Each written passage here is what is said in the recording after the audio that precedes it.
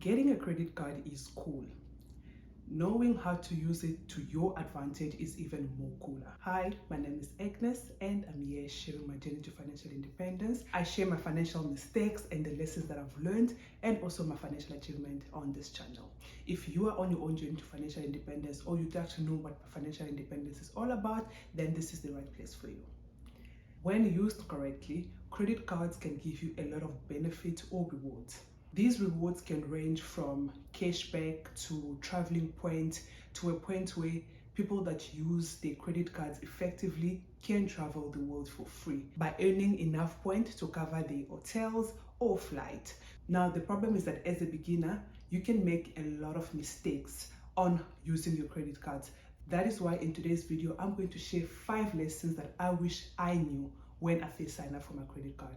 These lessons can help anyone reap the benefits of using credit cards. So it's not just necessarily for beginners. Even if you've already been using credit cards and you find out that you're using it wrong, or you can just make some changes that can help you along the way, this is the video for you. Now, before I get into the lessons, if you are not subscribed, please subscribe to my channel. I am just about to reach my first milestone of 1,000 subscribers, and your subscription will mean a lot for me. And also, please don't forget to like and share this video and leave me a comment if you have any.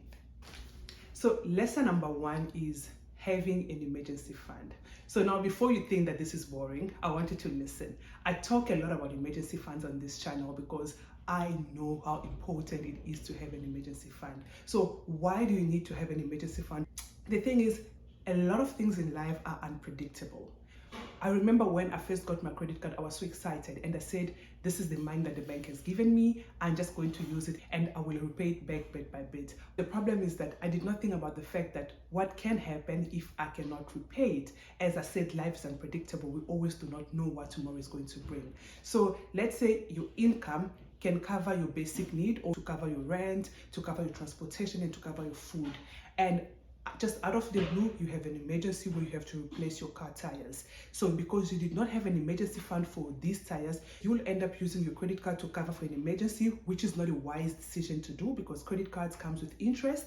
Or you'll end up using the money that you might have had to pay towards your credit card to buy new tires, and that leaves you with no money to pay your credit card. And we don't want to get into a situation where we miss credit cards payment. So if you had an emergency fund and something like this happens, you can use that money from your emergency fund to cover that expense. That way you don't have to use your credit card or use the only money that you had saved for your credit card repayment. What I'm trying to explain here is that life is super unpredictable, and the best way for you to overcome these situations that can come anytime is to have an emergency fund. Lesson number 2, you need to treat your credit card like a debit card. Why do you have to do this? This is because people take out credit cards and they just think they can use that money that the bank has given them the way they like.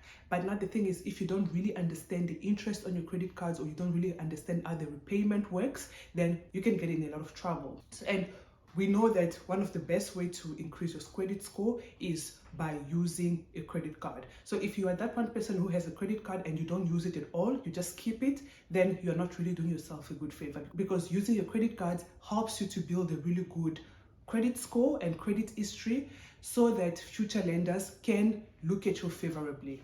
What you don't want to do is having a credit card and not using it, or having it and depleting it all completely. You don't want to do that. So you want to be able to manage it. How can you use your credit card as a debit card?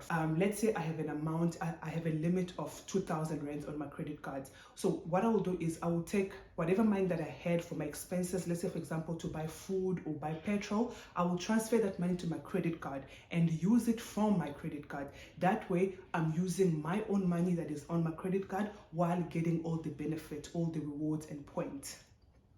The other way that you can use it is you use your credit money to buy something that you have money to buy for. So let's say you have money to buy your groceries in your debit card. You can use your credit card to buy those groceries, and before the closing date of your statement, you take that 1,500 that you had put aside and pay it all in your credit card. So that way you are not accumulating, and you are not paying any interest or having any balance carry over. So those are the 2 ways that you can use your credit card as a debit card. And the way with this is just that it helps you to show that you are very active and responsible when it comes to using your credit card. You are using it effectively and paying it back on time. Lesson number 3 is to pay the balance on your credit card in full each and every single month. I want you guys to remember that one of the ways people get into credit card debt is either because they had an emergency that they needed to cover. Now this lesson might not really apply to them, because if you use your credit card to cover an emergency, you might not necessarily have the full amount to repay it back before the due date. So if you are somebody who has a credit card, who's using a credit card to build their credit score and build a good credit report, then this lesson applies to you. You need to make sure that when whatever money that you are using in your credit card, you are able to pay it back in full before the closing statement date. If you do this, you will benefit by not paying any interest on your credit cards. So imagine a world where you have a credit card that you're using, you're getting all these points that you can use to travel the world for free, but you are not paying any interest on it. So this is how you can achieve that, by making sure that you pay your credit card in full before the statement closing date. What I need you to know is that credit card has like a billing cycle where there's an opening date or an opening statement date and the closing statement date. So what you want to do is to make sure that you know what is this closing statement date, and you pay that balance. You pay the balance that is shown on your statement by that time, so that you don't have to pay any interest. Because what happens is that when, let's say, if you only pay the minimum by the due date, then whatever amount that is left will carry over to the next month, and when it carries over, then you pay interest on this amount. Credit cards company want you to do this. They want you to do it this way. So they only want you to pay the minimum, because they know that when you're paying the minimum, then you will be paid. When you're paying the minimum, then you will have to pay the interest on the amount that will carry over on the next cycle. So you need to be smart about this. You need to make sure that you are paying your credit card in full before the statement closing date. Lesson number 4 is that you have to keep your credit utilization low. This is one of the factors that is super important when it comes to your credit score. Credit utilization focuses on the balance that you have on your credit card and your credit limit. So it is calculated as a percentage, and it's done as credit utilization over credit limit. So if you have a credit card of like 2,000 rands, then and you've used 1,000 rand from that credit card, your credit utilization will be 50%. Because then it will be 1,000 divided by 2,000. As a percentage, that would be 50%. So you want to keep this percentage below 30%. Ideally, if you keep it below 10%, it is even a lot much better. But if you can't keep it below 10%, then 30% is okay. What you don't want to do is use more than 30% of your credit. Because when the percentage is higher, then it shows that you are dependent on credit. So now future lenders might decline offering you credit because they can see that you have a very high credit utilization, and you might not be necessarily able to pay back what they can give you. So you don't want to have a high credit utilization. I have a video that explains this in detail. I'm going to link it here, and then you can watch it there if you need to. The lesson here is that whenever you use your credit card, you need to make sure that, like I said earlier on, that you need to pay it back in full. If you pay it in full, or you pay at least 70% of that amount before the statement closing date, then your creditors will report to the credit bureau as you've only used less than 30% of your credit, and then that way your score goes up and you are more trustworthy. Last but not least, the 5th lesson is not missing a single payment of your credit. So this is relatable to your payment history. I mentioned earlier on that credit utilization was one of the factors that affect your score. This one is slightly a little bit more important than credit utilization, because this one covers 35% of your score, whereas the utilization will cover 30%.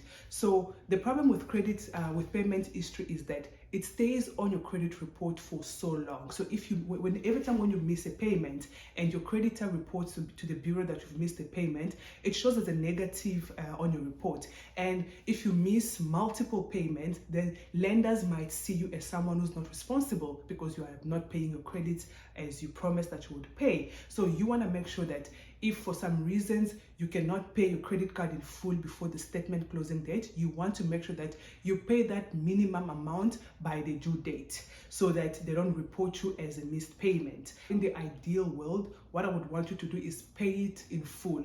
If you can't pay it in full, then you can get away with paying that minimum, but just know that when you pay the minimum, you pay for the interest. So it's better for you to pay the minimum so that you don't end up missing a payment. So yeah, so just to recap, one of the reasons you don't want to miss a payment is that missed payment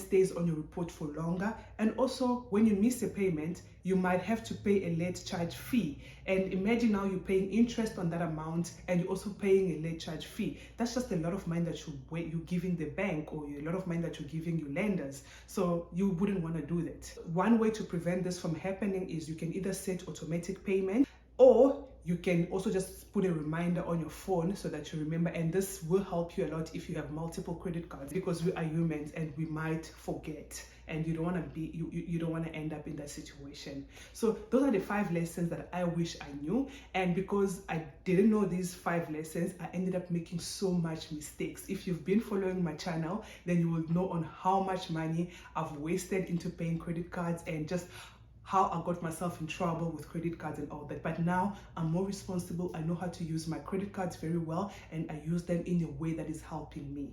So thank you so much for watching. Bye.